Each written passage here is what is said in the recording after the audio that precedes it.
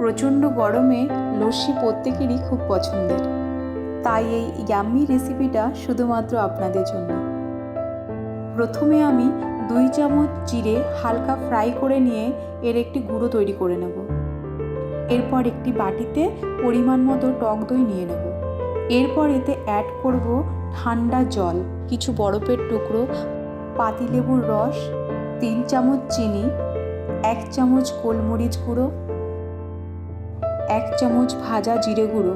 এরপর এটিকে আমি ভালোভাবে ব্লেন্ড করে নেব, কিংবা আপনারা মিক্সারেও এটিকে ঘুরিয়ে নিতে পারেন। লস্যি রেডি হয়ে এলে এটিকে গ্লাসে ঢেলে নেব। এরপর এর ওপরে টক দই দিয়ে বিট নুন, কাজু, কিশমিশ ছড়িয়ে ঠান্ডা ঠান্ডা পরিবেশন করুন ইয়াম্মি লস্যি।